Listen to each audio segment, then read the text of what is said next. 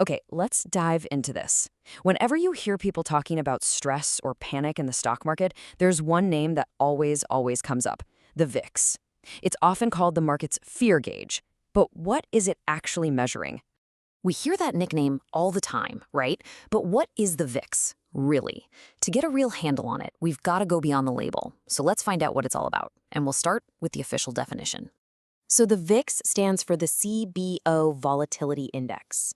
And what it is a real-time estimate of what the market expects S&P 500 volatility to look like over the next 30 days.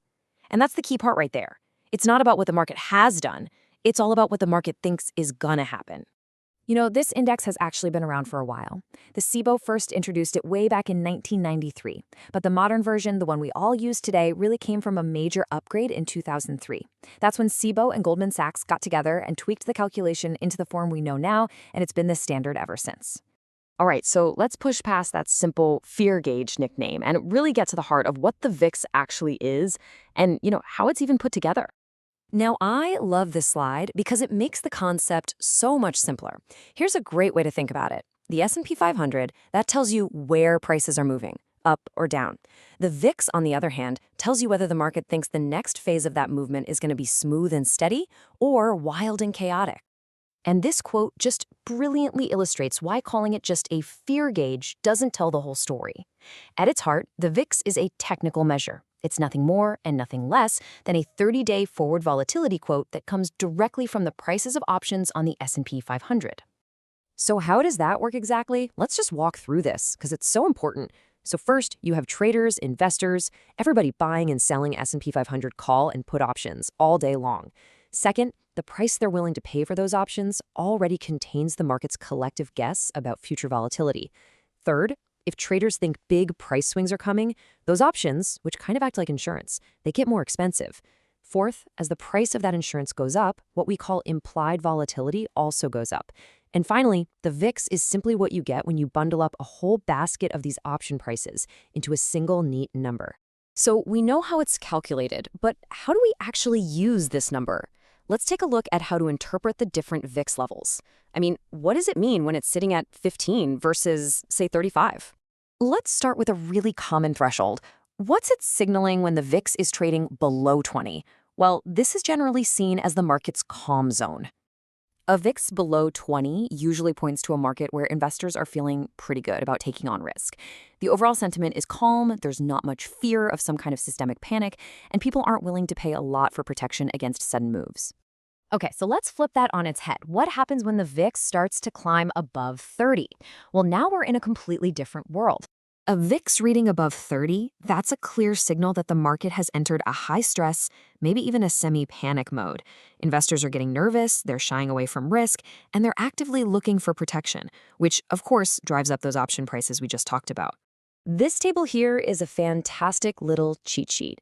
So look at the top. If the VIX is below 12, things are extremely calm, maybe even a little too calm, complacent. That 15 to 20 range, that's seen as pretty normal and healthy. Now, as we go down the table, you see that once you get into that 20 to 22 zone, the market's starting to wake up, getting alert. Above 30, you're in a clear, high-pressure, high-risk situation. And above 40, yeah, that's typically signaling extreme panic where the stress is just off the charts. Okay, so now let's look at the VIX in action. Its most famous behavior, by far, is its relationship with the stock market itself.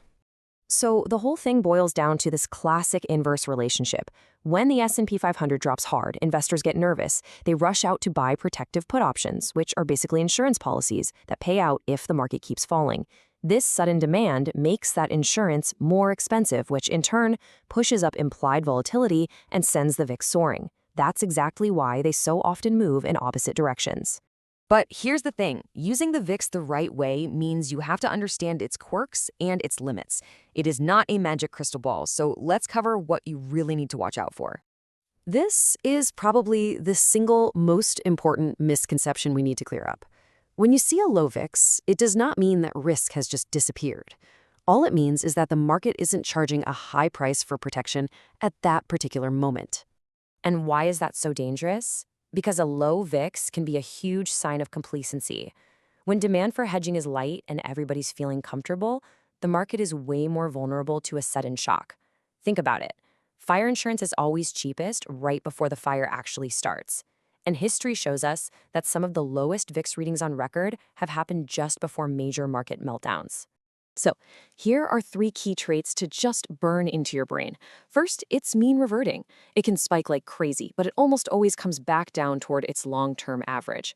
Second, and this is huge, it's a volatility indicator, not a directional one. A high VIX doesn't guarantee the market will keep falling. And third, it's always forward-looking, telling you about expectations for the next 30 days. And you've got to know its limits. For one, it's only about the S&P 500. Also, a high VIX doesn't automatically mean the market's about to hit a bottom, and like we just saw, a low VIX doesn't give you the all-clear signal. You just can't look at the number in a vacuum. You absolutely have to consider what's happening in the broader economy. So, if we had to boil this whole thing down to just one sentence, this would be it. The VIX is simply the options market's price tag for expected S&P 500 volatility over the next 30 days. The higher that number is, the more worried the market is. The lower it is, the calmer it all seems. And that really brings us to our final thought here. If a low VIX means the market is calm, but maybe, just maybe, getting a little too comfortable, the real question for any of us is this. At what point does that comfort cross the line into outright carelessness?